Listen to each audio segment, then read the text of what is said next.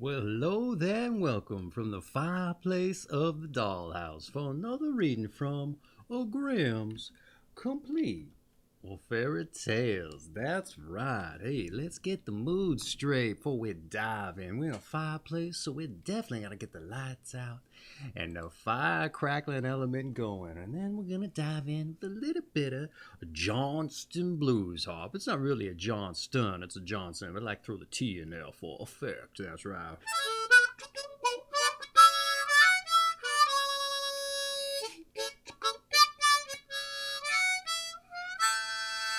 Yeah.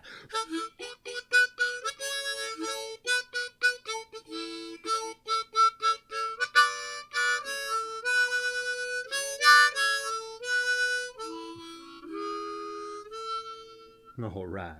What are we reading tonight, you may be wondering? Well, if you watched yesterday's video, you might have yourself a little bit of a clue. But if you didn't, well, I'll let you know here soon enough there. Here we are. The Juniper Tree. All right. A long, long time ago, perhaps as much as 2,000 years, there was a rich man, and he had a beautiful and pious wife, and they loved each other very much, and they had no children, though they wished greatly for some, and the wife prayed for one day and night. Now, in the courtyard in front of the house there stood a juniper tree, and one day in the winter the wife was standing beneath it, paring an apple. And as she pared it, she cut her finger, and the blood fell upon the snow.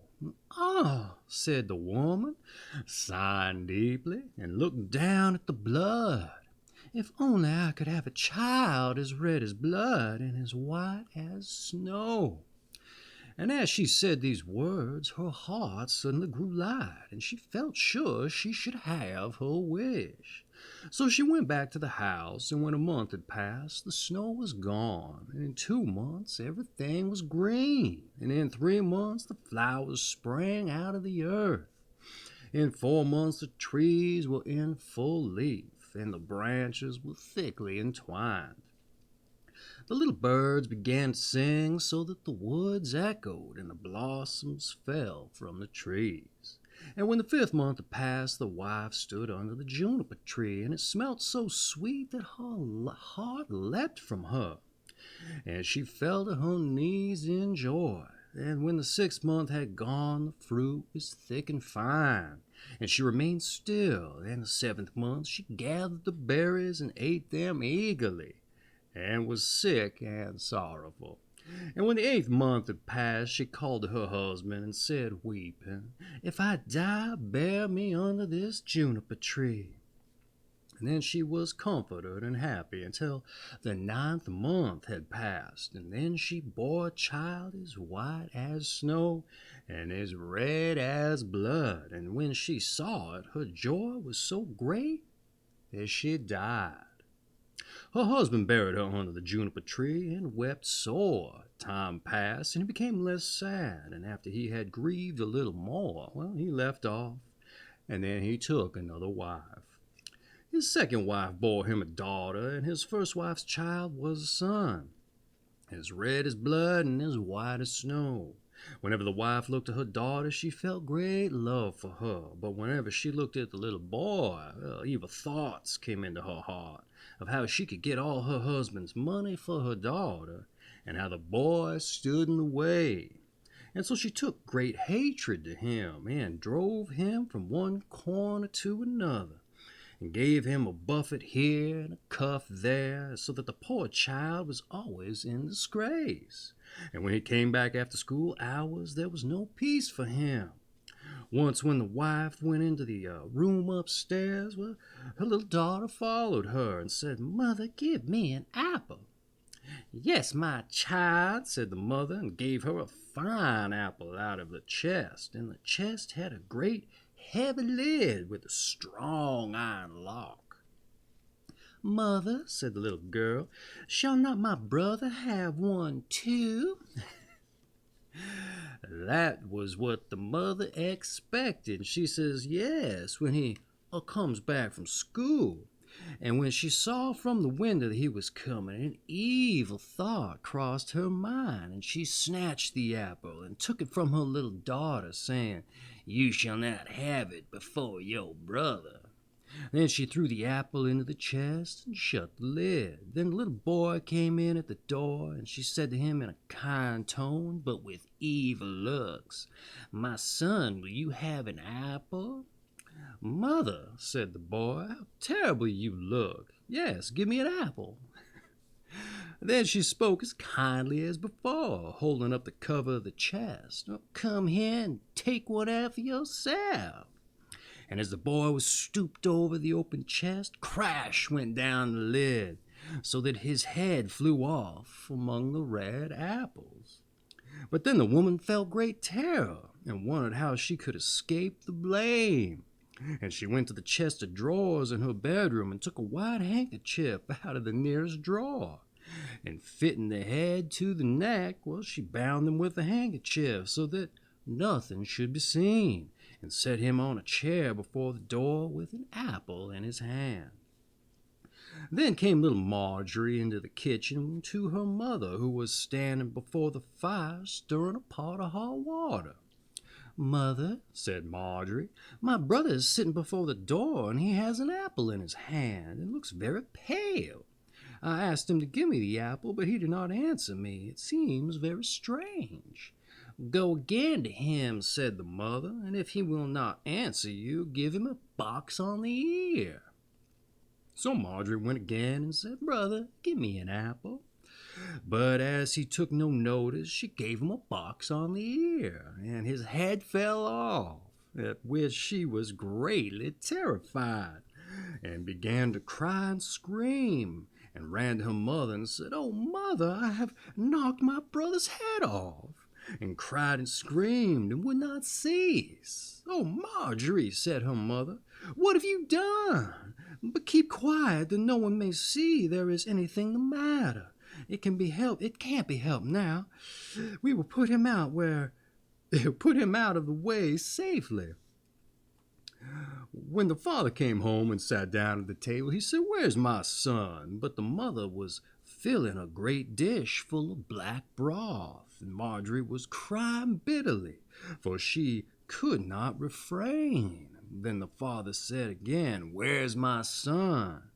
"Oh," said the mother, "he has gone into the country to his great uncle to stay for a little while." "What should he go for?" said the father, "and without bidding me good-bye, too?" "Oh, he wanted to go so much, and he asked me to let him stay there 6 weeks. He will be well taken care of." "Well, dear me," said the father, "I'm quite sad about it. It was not right of him to go without bidding me good-bye." With that he began to eat, saying, "Marjorie, what are you crying for? Your brother will come back soon time." After a while he says, "Well, wife, the food's very good. Give me some more." And the more he ate, the more he wanted, until he had eaten it all up, and he threw the bones under the table. Then Marjorie went to the chest of drawers and took one of her best handkerchiefs from the bottom drawer, and picked up all the bones from under the table, tied them up in her handkerchief, and went out at the door crying bitterly. She laid them in the green grass under the juniper tree, and immediately her heart grew light again, and she wept no more. And then the juniper tree began to wave to and fro, and the boughs drew together and then parted, just like a clapping of hands for joy. And then a cloud rose from the tree, and in the midst of the cloud there burned a fire. Out of the fire a beautiful bird arose, and singing most sweetly, soared high into the air. And when he had flown away, the juniper tree remained as it had before. But the handkerchief full of bones was gone. Marjorie felt quite glad and light-hearted, just as if her brother was still alive. So she went back merrily into the house and had her dinner. The bird, when it flew away, perched on the roof of a goldsmith's house and began to sing. "It was my mother who murdered me. It was my father who ate of me. It was my sister Marjorie who all my bones and pieces found, and then in a handkerchief she bound. and laid them under the juniper tree. Quit, quit, quit, I cry. Oh, what a beautiful bird am I. The goldsmith was sitting in the shop making a golden chain, and when he heard the bird who was sitting on his roof and singing, he started up to go and look, and as he passed over his threshold, he lost one of his slippers, and he went in the middle of the street with a slip on one foot and only a sock on the other, with his apron on and the gold chain in one hand and the pinches in the other. And so he stood in the sunshine looking up at the bird. Bird, said he, how beautifully you sing. Do sing that piece over again. No, said the bird, I do not sing for nothing twice. If you will give me that gold chain, I will sing again. Well, very well, said the goldsmith. Here's the gold chain. Now do as you said. Down came the bird, took the gold chain in his right claw, perched in front of the goldsmith, and he sang, It was my mother who murdered me, it was my father who ate of me, it was my sister Marjorie who all my bones and pieces found, and them in a handkerchief she bound, and laid them under the juniper tree. Quit, quit, quit, I cry, oh, what a beautiful bird am I. Then the bird flew to a shoemaker and perched on the roof and sang, It was my mother who murdered me, it was my father who ate of me, it was my sister Marjorie who all my bones and pieces found, them in a handkerchief she bound, and laid them under the juniper tree. Quit, quit, quit, I cry, oh, what a beautiful bird am I. When the shoemaker heard, he ran out of the door in his shirt sleeves and looked up at the roof of his house, holding his hand to shade his eyes from the sun. Bird, said he, how beautifully you sing. Then he called in at his door. Wife, come out directly. Here is a bird singing beautifully. Just listen. Then he called his daughter, all his children and acquaintance, both young men and maidens, and they all came up the street and gazed on the bird and saw how beautiful it was with red and green feathers, and round its throat as it were gold, and its eyes twinkled in its head like stars. Bird, said the shoemaker, do sing that piece over again. No, said the bird. I may not sing for nothing twice. You must give me something. Wife, said the man, go into the shop on top shelf stands a pair of red shoes. Bring them here. So the wife went and brought the shoes. Now, bird, said the man, sing us that piece again. And the bird came down, took the shoes in his left claw, and flew up again to the roof and sang, It was my mother who murdered me, it was my father who ate of me, it was my sister Marjorie who all my bones and pieces found, them in a handkerchief she bound, and laid them under the juniper tree. Quit, quit, quit, I cry, oh, what a beautiful bird am I. And when he had finished, he flew away, and with the chain in his right claw, and the shoes in his left, and he flew till he reached the mill, and the mill went clip-clap, clip-clap, clip-clap. And in the mill sat 20 millers' men hewing a millstone, hick-hack, hick-hack, hick-hack. Well, the mill was going clip-clap, clip-clap, clip-clap, and the bird perched on a linden tree that stood in front of the mill and sang, It was my mother who murdered me. Here one of the men looked up. It was my father who ate of me. Then 2 more looked up and listened. It was my sister Marjorie. And here 4 more looked up. Who all my bones and pieces found, them in a handkerchief she bound. And now there were 8 men left hewing, and laid them under the juniper tree, and now only 5. Quit, quit, I cry, now only 1. Oh, what a beautiful bird am I. At length the last one left off, and he only heard the end. Bird, said he, how beautifully you sing. Well, let me hear it all. Sing that again. No, said the bird, I may not sing it twice for nothing. If you will give me that millstone, I'll sing it again. Well, indeed, said the man, if it belonged to me alone, you should have it. All right, said the others, if he sings again, he shall have it.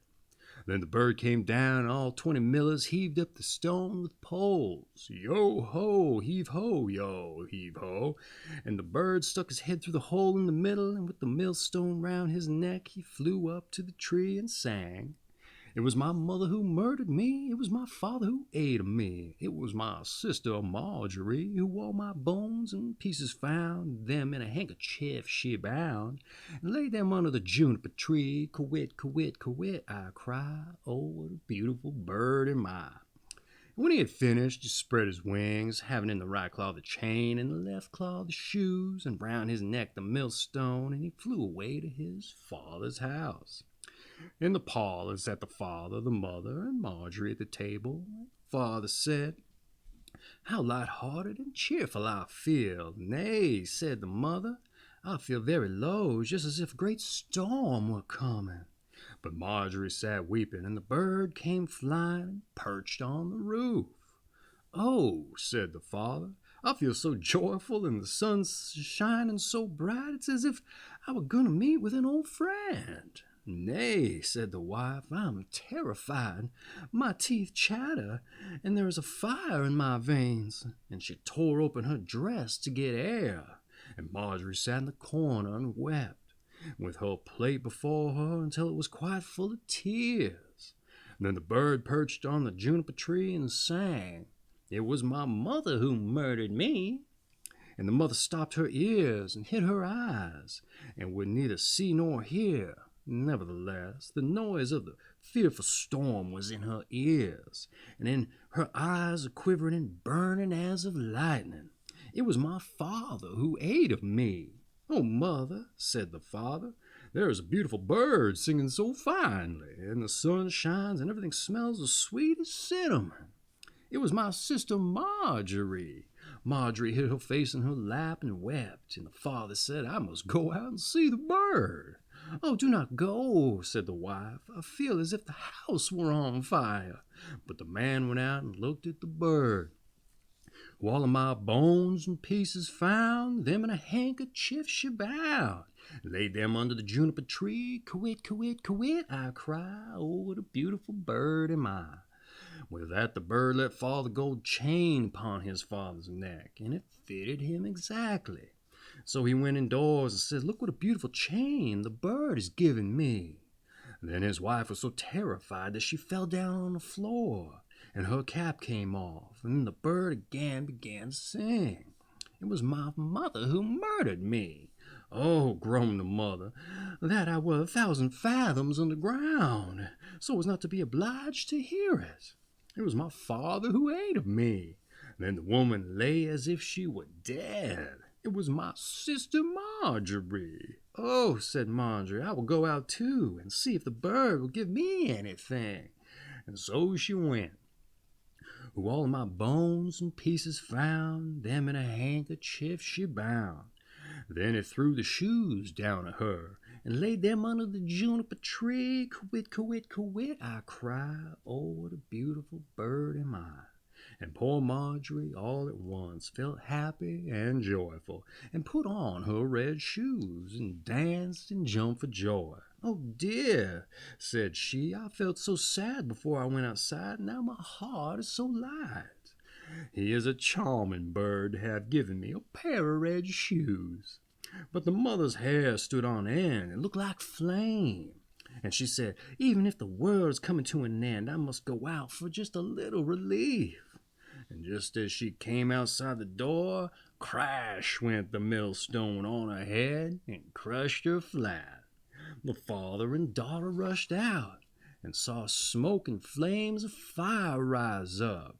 But when that had gone by, there stood the little brother, and he took his father and Margaret by the hand, and they felt very happy and content, and went indoors and sat at the table and had their dinner. And that has been the Juniper Tree from Grimm's Complete Well, fairy tales. That's right. Ooh, did you like that one? I did. More, I didn't see it coming. Well, for a moment I did. He was gonna eat his son up. I didn't see it till it came a little after that. But the rest of it took me a little bit to cotton too, I'd say. But hey, did you see it coming? Have you heard that one before? Hey, let me know down in the comments before I take us out here.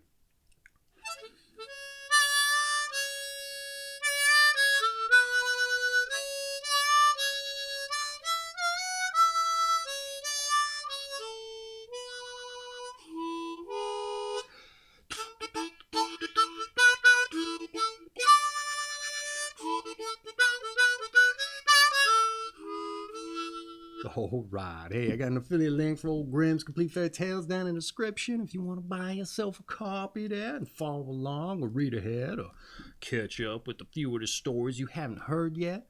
Either way, you be supporting the channel and I'd appreciate it greatly. Anyhow, we'll see you on the next one. And with that, I say kisses to your missus and a tip of my hat to your old cat. I hope to see you on the next one, and I hope you enjoyed yourself. I know I did. So you come on back, you hear? You understand? You better. Hope you do. All right.